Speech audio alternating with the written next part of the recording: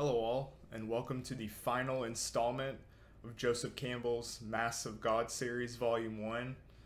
In this video, we're going to focus on the third subsection, leaving where we left off in the last video, which is really where Campbell is going to start tracing the Great Diffusion and look at the geographical implications of how high civilization traveled across the globe, starting from the Fertile Crescent Zone in Mesopotamia, where, of course, you have the city-states such as Ur and Uruk. And so these states, of course, come into being by 3500 BC, and Campbell wants to trace the ideas of this high civilization, really, and the organization of its capacity with it. And so really the main focal point of these planetary myths here have to do with the dying and reviving of beings, and how in doing so you have different sovereigns and really their sort of divine heavenly mandate, as we'll get into later what that means. And of course, with that, there is astrological and mathematical implications to come out of this. And so to trace this, we start, of course, with Egypt, where the earliest instantiations we have of really Egypt as a sort of high civilization expressing itself is still in the Mesopotamian zone, because the earliest evidence of the monuments that we have out of ancient Egypt is very similar to the mud brick style that we saw in Mesopotamia. Now, of course, this is going to shift as Egypt gets up and running. And so Campbell is really kind of saying to us that in a similar way to how trade and transactions in these city-states, and when it comes to economics, also proliferate and diffuse in the realm of ideas and their influence to come out of that Fertile Crescent Zone. And so the central myth, really, of the Egyptian culture is much like the Inanna myth earlier, where we have a being who descends down and is resurrected. In this case, with Egypt, it is the foursome of Osiris and Iris and Nephthys and Seth. And so the story goes that Osiris sleeps with his brother's wife, and out of this comes the Jekyll-headed boy Anubis, who is, of course, one of the gods of the underworld. And so, in his revenge for this, Seth conjures up a plan to create a coffin to put Osiris in. And so they throw this big festivity where ancient Egypt, of course, was very much into the decorative way of burials. And so, offering something like a coffin in this case to be buried in is considered a high prize, if you will. And so anyone who could fit into the coffin could have it for their eventual monument. And so he, of course, created this in such a fashion that it perfectly would fit Osiris. And so Osiris obliges, and so he gets into the coffin, and in doing so, he is locked. And there's a numerology here with regards to 72, because he is sealed away and stabbed 72 times, or nailed, I should say. And so this reference here is to the astrological number of years for a degree of movement back all the way across the zodiac. And this could also perhaps be a reference really to the 70-day cycle of the constellation of Orion, where Osiris is associated with. And so we also see with Isis and the Sirius star, where you have, again, that cycle of 70 days to get back. And this seems to be a signature of how mummification and the dying and reviving of constellations and the stars, just as the similar ways of the dying and the resurrection idea here.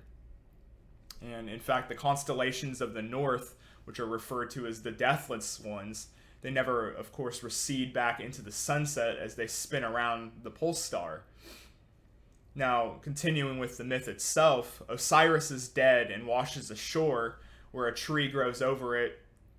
And eventually a king, he's trying to find a very pleasant tree to monument himself, or he wants to find this perfect pillar. And so he comes across this tree, of course, if you know anything about the pole star as a sort of central point of the universe, then this kind of becomes emblematic of how his palace and putting this pillar here is representative of the pole star as well, perhaps. And Osiris is acting as a sort of backbone in his spine for the pole of the middle of this king's house. And this is representative of the pyramid of Dozier, acting as a step of the cosmic mountain and the pharaoh who climbs it to the constellation of the deathless stars above. Now Isis finds Osiris and she wants to infiltrate the palace, and so she hires herself as, well, not herself, but she gets hired as a babysitter, rolling around with the children. They're apparently they play with fire, and the child gets burned, and in doing so, he actually loses the properties of his immortality. And the queen sees this, and so she vanquishes her from her babysitting gig. However, the king, in asking for the pillar, he is gracious enough to actually grant this. And so she takes the coffin of Osiris and swims with him down a river. And in doing so, she also performs a spell to create the functionality of his sexual organs again, despite him being deceased. And in doing so, she copulates with him to then make the conception of Horus, the sun god. Now, Seth, meanwhile, is on a hunt and happens upon the body of Osiris in the swamp, where he discards the body in 14 different directions in anger. And then in reaction to this, Isis, Nephthys, and Anubis all hunt for the pieces. Now, it's interesting because this myth has a couple of variations to it. One variation is every time they find a piece of Osiris, they bury it and a food plant emerges out of it. It's kind of perhaps an echo to the planters here, but in a different version, they actually reassemble him together, except for the phallus, which was swallowed up by a fish moving away. And this motif here, the fact that his phallus is missing, is showing how he's moving away from biology and into the supernatural realm. He's no longer controlled by desire and impulse, and now must fulfill his duties as the lord of the underworld. Now, after a battle with his uncle, Horus avenges his father's murder and returns with the magical eye of Horus, which is used to shine upon the body of Osiris to resurrect him. And he then travels to the underworld as Amenti, as the Lord of the Dead. And so we see here the similarities, really, of the last myth with Inanna, who journeyed with her twin sister, who is the image of the mistress of the underworld. And there's that dual aspect to how one is light, one is dark. Even though they are totally identical, they have one of ascension and one of being in the underworld. In this case, we have Osiris here. And so Campbell is tracing for us how civilization proliferates to the northwestern zone with Minoan Crete, where we have the Athenians who do this ritual of sending 7 boys and 7 girls every 8 years to be sacrificed to King Minos, the Minotaur god. And he has this sort of residency that they come to, and is associated with the planet Venus, where, of course, every 8 years is a full circle in the zodiac. And in doing so, the reign of these kings, again, this goes back to the astrological implications of sovereignty here with these cultures. They're divided amongst these two brothers who each rule for 4 years.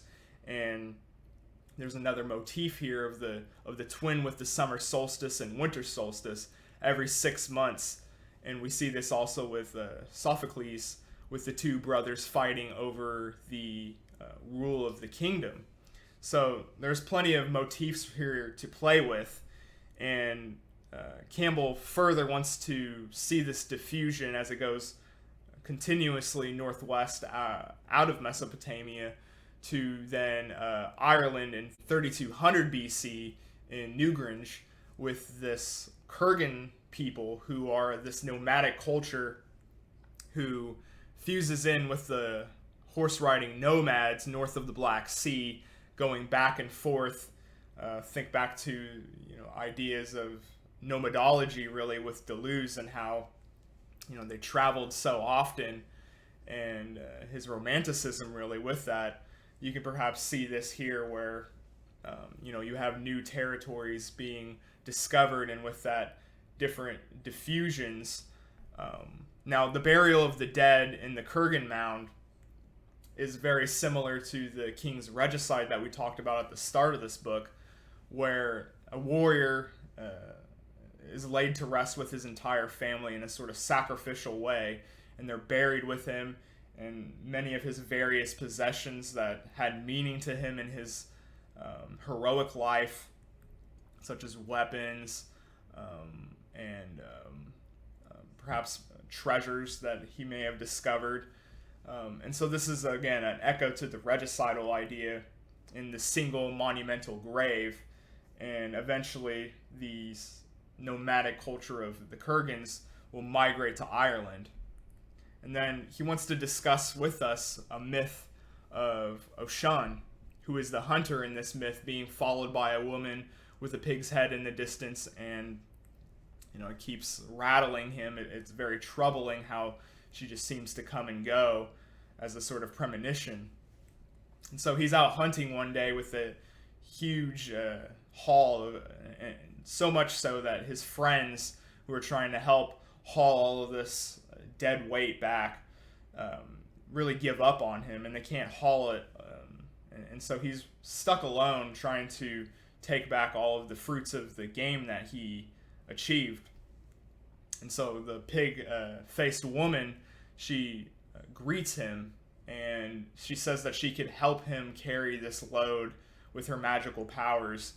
And O'Shun, as they're traveling, they begin to wear themselves down on the journey back. And so they decide to rest next to a tree.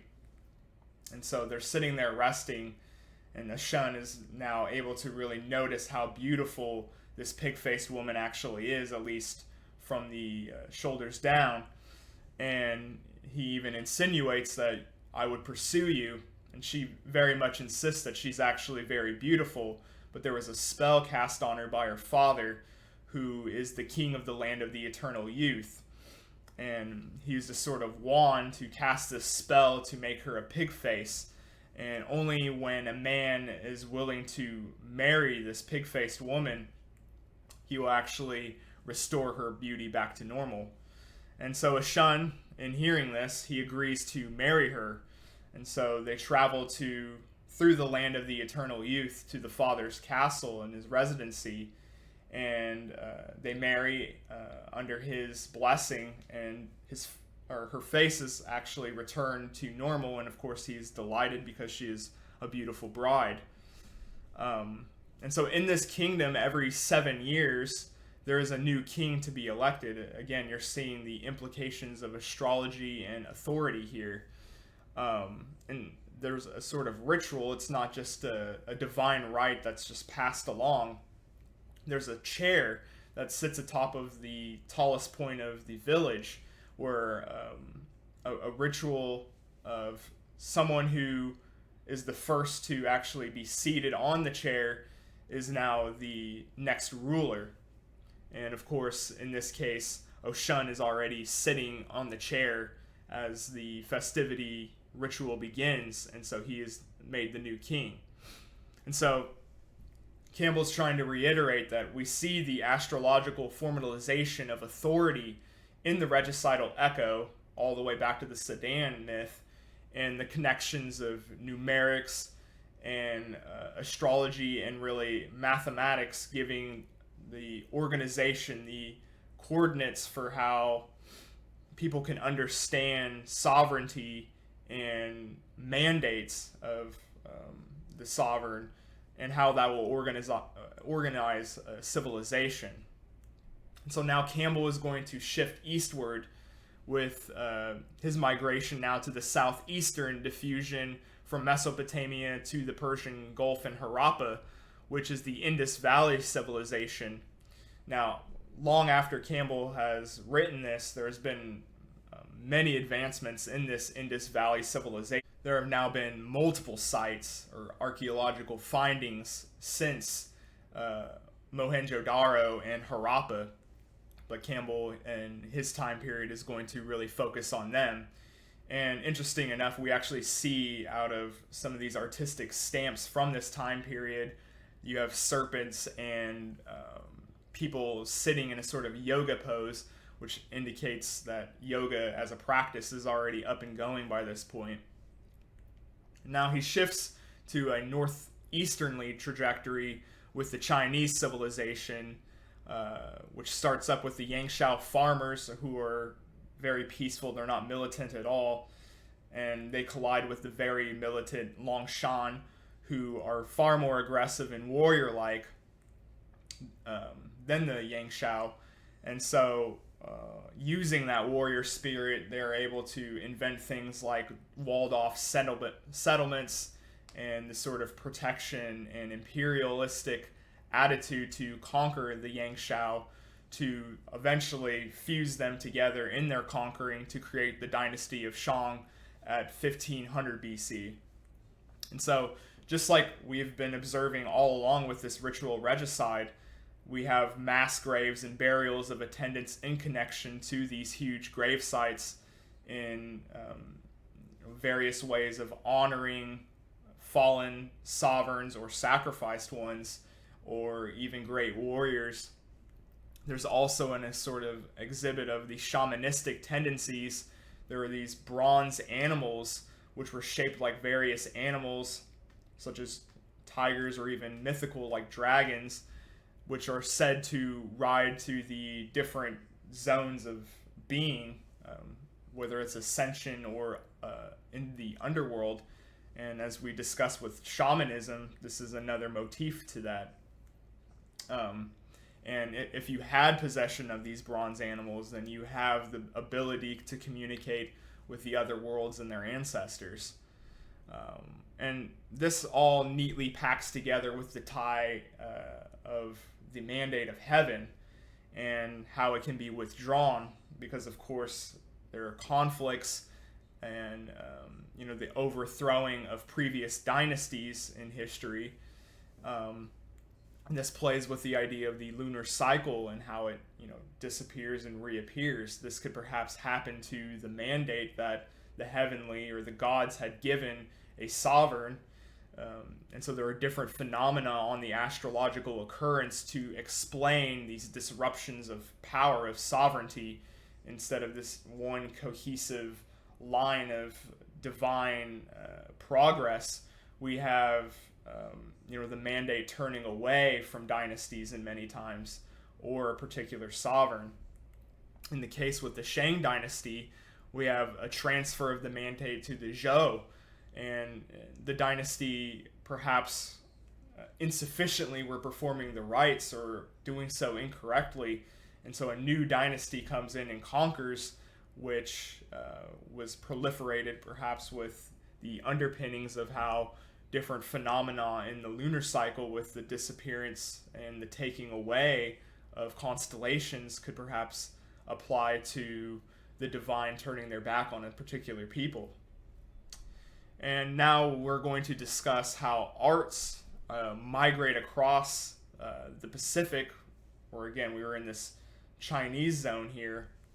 And so famously we have the totems, which somehow managed to go across the Pacific where the ancestors are stacked vertically, and eventually it's going to land in the northwestern Pacific Indians that we discussed in our earlier videos. And so now we're going to focus on the New World, the Mesoamerican myths of the dying god here.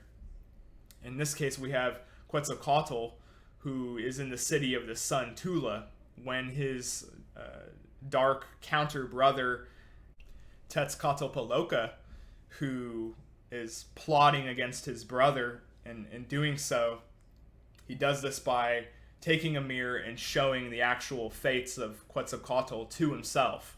Because, of course, in Mesoamerican culture, everyone was always fashioning a mask, a sort of social dignitary, if you will, and never really showed publicly their true identity. And this is, of course, very resonating with the idea of gods here.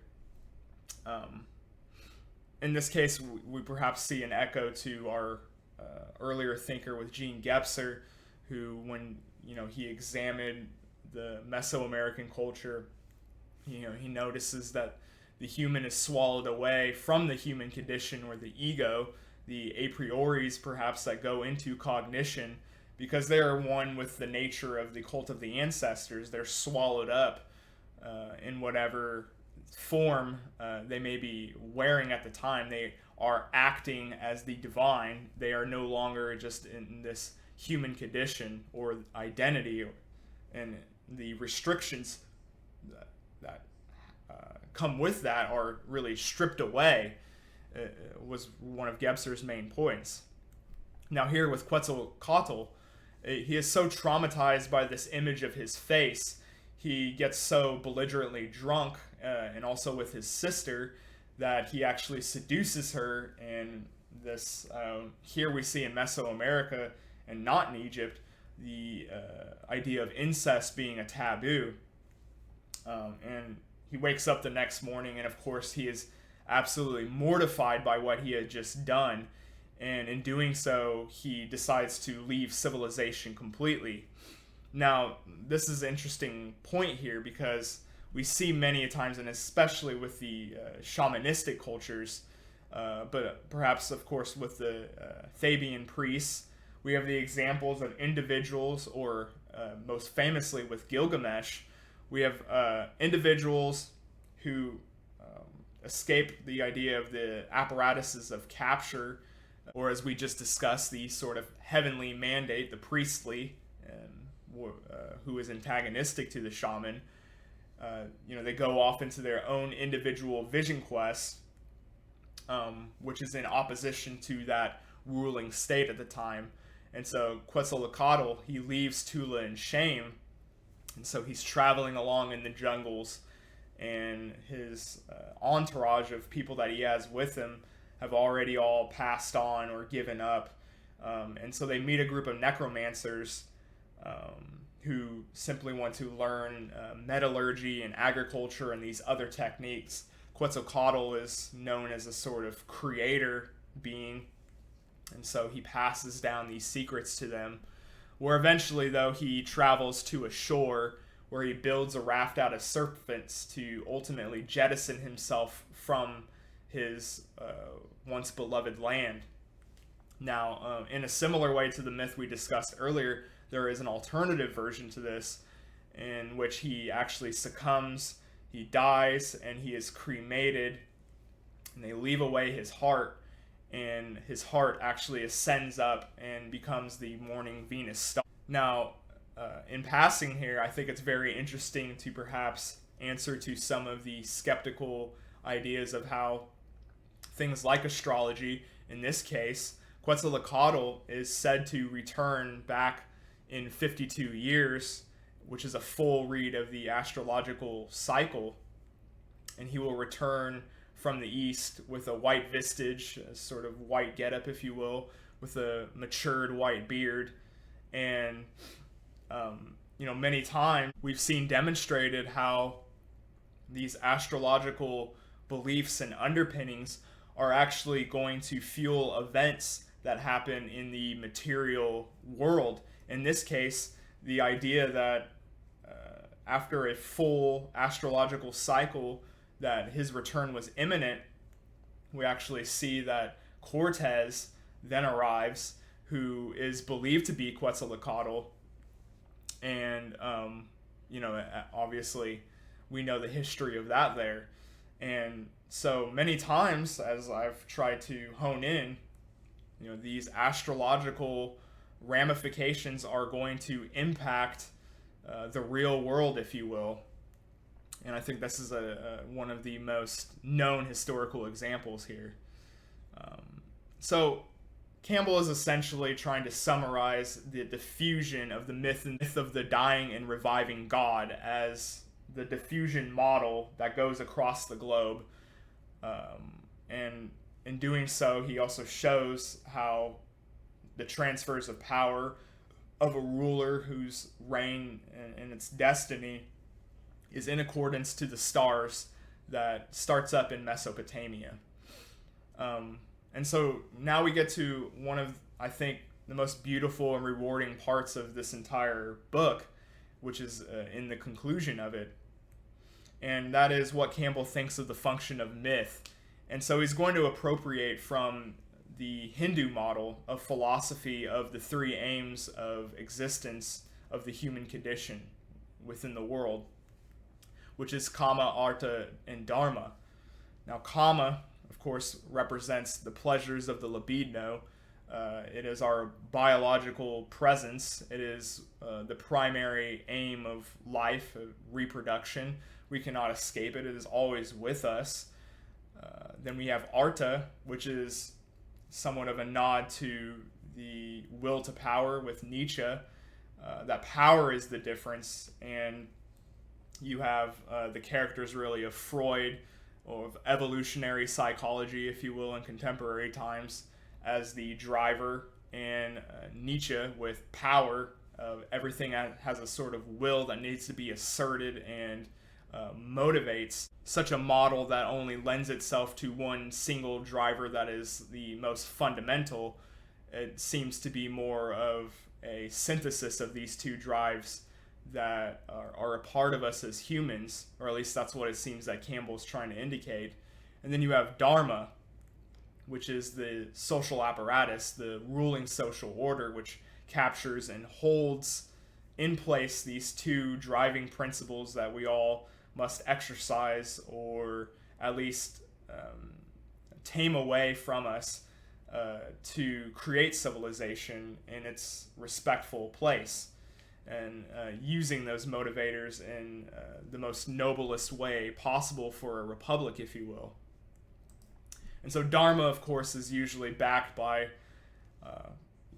in modern times, of course, science, but there's signifieds of ritual, of regicide, of myth, of religious conviction, and in the way of Mott in Egypt, that gives us a measure of the world, really, how our ethics and the idea of the good, the Platonic good, and the ideas of evil, and how that could be traced to a social order, if you will.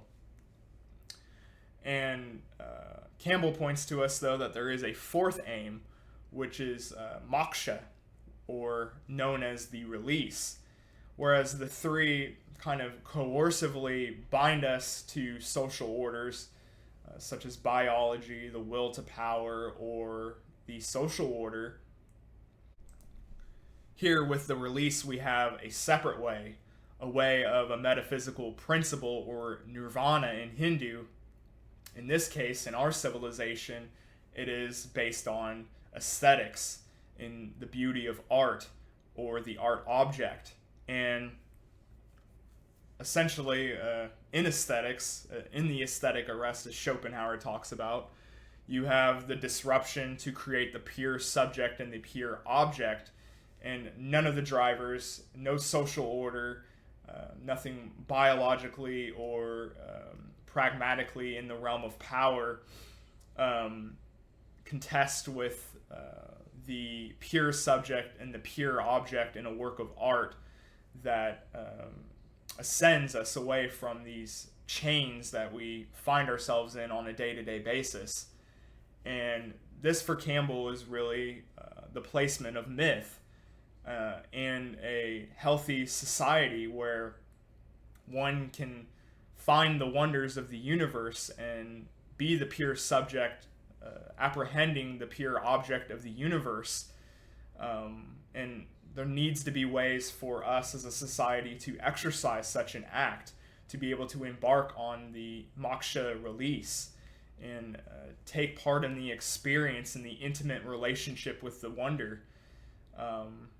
And with that, of course, the representation of myth is to capture the sublime experience.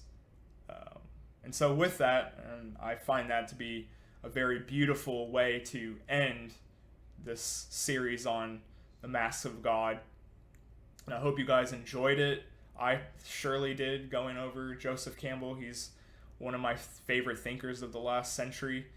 And I'm not sure what my next project will be. I do believe that we will actually start looking back to the pre-Socratics, because I think in an interesting way here, as we've discussed myth, and certainly with Gebser and now with Campbell, perhaps we can go back to the pre-Socratics and their line of thought really towards how we go from the myths of the Iliad and Homer and his writings to one of thought with Socrates, to Socrates himself as a sort of being who he has one foot in a way in a door, or at least I'll try to explain that when we get to it, of myth, because of course he synthesizes a lot of myths, and the other foot towards the Hellenistic rationality that of course he's so famous for and endeared for. And so I think that would be an interesting way to reintroduce ancient philosophy on the channel by also putting in all of the past thinkers that we had talked about already. And if you guys want to take part in that journey, I invite you to like, comment, and subscribe.